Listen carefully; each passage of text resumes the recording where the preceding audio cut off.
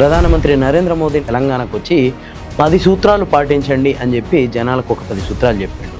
అదేంటంటే ఏడాది పాటు బంగారం కొనకండి, పెట్రోల్ డీజిల్ వాడకం తగ్గించండి, ఎలక్ట్రిక్ వెహికల్స్ వాడకం పెంచండి, వర్క్ ఫ్రమ్ హోము ఆన్లైన్ మీటింగ్స్కి ప్రాధాన్యత ఇవ్వండి, అంటే ఆఫీస్కి వెళ్ళడం తగ్గించండి అని, విదేశీ పర్యటనలు తగ్గించండి, వంట నూనెల వాడకం తగ్గించండి, రసాయన ఎరువుల వినియోగం తగ్గించండి, వ్యవసాయంలో ప్రధానంగా ఎలక్ట్రిక్ పంపుల బదులు సోలార్ పంపులు వాడండి, స్వదేశీ వస్తువులే కొనండి, ఆడంబరాల్ని తగ్గించుకోండి. మొత్తం ఈ 10 సూత్రాలు చెప్పిపోయాడు. గతంలో మన్ కీ బాత్ అని ఒక ప్రోగ్రామ్ జరిగేది. ఈ ప్రోగ్రాంలో కూడా రకరకాల సూచనలు చేసేవారు మన ప్రధానమంత్రి.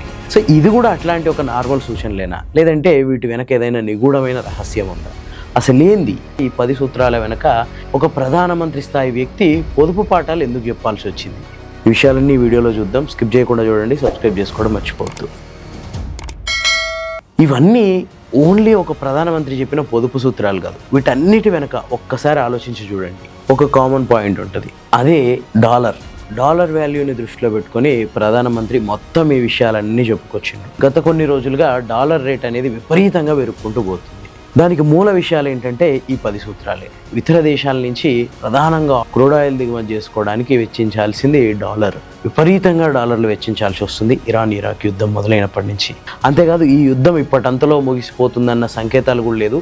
ఇది మరిన్ని దేశాలకు విస్తరించడానికి అవకాశం ఉందన్న సంకేతాలు కూడా వస్తుంది. ఈ నేపథ్యంలోనే ఇంధన వాడకం తగ్గించుకోవాలని చెప్పి ప్రధానమంత్రి మోదీ చాలా స్పష్టంగా చెప్తున్నారు. ఇక రెండోది బంగారం కూడా మనం ఇతర దేశాల నుంచి కొనాలంటే ఖచ్చితంగా ఓన్లీ బంగారం క్రూడ్ ఆయిల్ కాదు, ఇతర ఏ దేశాల నుంచి మనం చేసే వాణిజ్యం మొత్తం కూడా డాలర్ తోటే చేస్తున్నాం. ఈ డాలర్ విలువ రోజు రోజుకి పెరిగిపోతుంది, మన రూపాయి విలువ తగ్గిపోతుంది. సో ద్రవ్యోల్బణం పెరిగిపోతుంది, మన సంపాదనకి ఖర్చులకి విపరీతంగా తేడా వస్తుంది. సో ఈ నేపథ్యంలోనే ఈ ద్రవ్యోల్బణాన్ని అరికట్టాలంటే ఈ 10 సూత్రాలు పాటించాలి.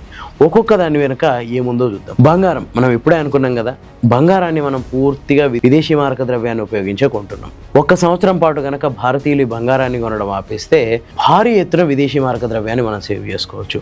వంట నూనెలు, ఎరువులు ఇవన్నీ మనం విదేశాల నుంచే విపరీతంగా దిగుమతి చేసుకుంటున్నాం. ఇవన్నీ విదేశీ మారక ద్రవ్యాన్ని ఖర్చు చేసేవి, అంటే డాలర్ ఖర్చు పెట్టి రూపాయల్ని కొనుక్కోవడం అనమాట. ఇరాన్ ఇరాక్ యుద్ధం స్టార్ట్ అయినప్పటి నుంచి ఈ డాలర్ విలువ విపరీతంగా పెరిగిపోతుంది, రూపాయి విలువ విపరీతంగా పడిపోతుంది. భవిష్యత్తులో ఈ యుద్ధం కనుక మరిన్ని దేశాలకు విస్తరించి మరింత ముదిరితే పరిస్థితి ఇంకా దిగజారే అవకాశం ఉంది. అట్లాంటప్పుడు మన దగ్గర ఉన్న డాలర్లని, అంటే ప్రధానంగా విదేశీ మారక ద్రవ్యాన్ని కాపాడుకోవాలంటే ఇవన్నీ మనం పాటించి తీరాల్సిన అంశాలు. ఇప్పటికే క్రూడ్ ఆయిల్ ధరలు విపరీతంగా పెరిగిపోయినాయి.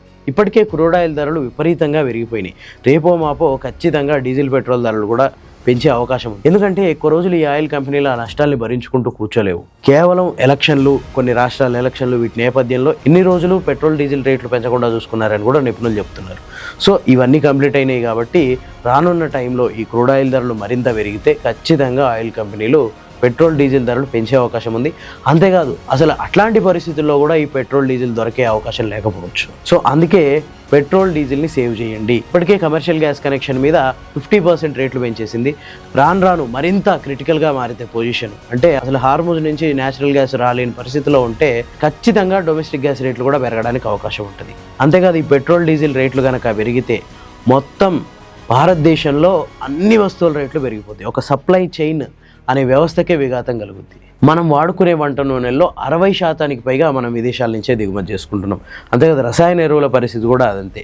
సో ఈ ఎగుమతులు దిగుమతులు యుద్ధం కనుక మరిన్ని దేశాలకు విస్తరిస్తే, లేదంటే ఎల్నినో ప్రభావం మొత్తం ప్రపంచంలో చాలా దేశాలకు కనుక విస్తరిస్తే ఈ వంట నూనెల దిగుమతులు, రసాయన ఎరువుల దిగుమతులు ఇవన్నీ తగ్గిపోయే ప్రమాదం ఉంది. సో ఈ నేపథ్యంలోనే ముందస్తు జాగ్రత్తగా ఇట్లాంటి విషయాలు చెప్పారనమాట. ఇదేమీ ఇప్పుడు కొత్త కాదు. గతంలో కూడా పెద్ద పెద్ద యుద్ధాలు జరుగుతున్నప్పుడు, ఏవైనా విపత్తులు రాబోతున్నాయని ఎక్స్పెక్ట్ చేసినప్పుడు చాలా దేశాలు వాళ్ళ అధినేతలు కూడా వాళ్ళ ప్రజల్ని ఒక హెచ్చరిస్తారు. ఏంటంటే ఫలానా ముప్పు రాబోతుంది అని డైరెక్ట్గా చెప్పకుండా ఈ విషయంలో సిద్ధంగా అండి, ఫలానా విషయంలో సిద్ధంగా అండి, అంటే ఒక విధంగా త్యాగాలకు సిద్ధంగా అండి అని చాలామంది చెప్తుంటారు. ఇది కూడా అట్లాంటిదే. ఈ work from home, online meetings ఇవన్నిటి వల్ల ఏంటంటే ఇంధన పొదుపు అనేది సాకారం అవుతుంది. ఇది మన దేశం లోపల ఉన్న ప్యాసింజర్ రవాణా వ్యవస్థ మీద ఒత్తిడిని తగ్గించి ఆ మేరకు ఆ డీజిల్ని, ఆ ఇంధనాన్ని ఇతర రవాణా వ్యవస్థకు వినియోగించడానికి అవకాశం ఉంటుంది. అందుకే వర్క్ ఫ్రమ్ హోమ్ ఆప్షన్స్ తీసుకోండి, ఆన్లైన్ మీటింగ్స్ పెట్టుకోండి, ఇవన్నీ ఇంధన పొదుపు కోసం. నెక్స్ట్ ఎనర్జీ డిపెండెన్సీ, అంటే ఎలక్ట్రిక్ వెహికల్స్ వాడండి, అట్లాగే సోలార్ పంపులు వాడండి, ఇవన్నీ కూడా సేమ్ అక్కడికే వస్తున్నాయి. ఎలక్ట్రిక్ వెహికల్స్ వాడితే విపరీతంగా ఇంధనాన్ని ఆదా చేయొచ్చు. ఆ మేరకి మనం వేరే దేశాల మీద డిపెండ్ అవ్వడం తగ్గొచ్చు. ఆ ఇంధనాన్ని ప్రత్యామ్నాయ అవసరాలకు వాడుకోవచ్చు. ఎలక్ట్రిక్ పంపుల నుంచి సోలార్ పంపులకు మారడం అనేది కూడా ఇది.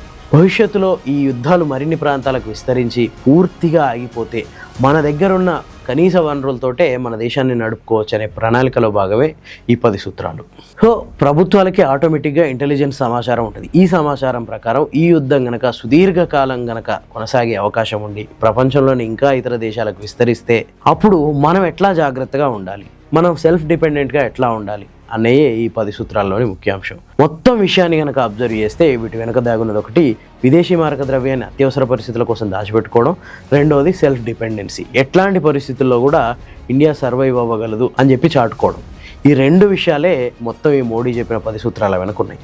ఈ 10 సూత్రాలు కేవలం పొదుపు సూచనలు మాత్రమే కాదు, రాబోయే రోజుల్లో ఏదో పెను విపత్తు రాబోతుంది అన్నదానికి సంకేతంగా మనం భావించాలి. మరి ప్రజలు నిజంగానే వీటిని పొదుపు సూచనల కింద తీసుకుంటారా, లేదంటే సీరియస్గా తీసుకొని వీటిని పాటిస్తారా? దీనికి మాత్రం కాలమే సమాధానం చెప్పాలి. మరి మీకేమనిపిస్తుంది కామెంట్స్లో చెప్పండి. ఈ వీడియో కనుక మీకు నచ్చితే లైక్ చేయండి, షేర్ చేయండి. ఇలాంటి మరిన్ని మంచి వీడియోల కోసం ది ఫోర్త్ ఎస్టేట్ ఛానల్ని సబ్స్క్రైబ్ చేసుకోండి.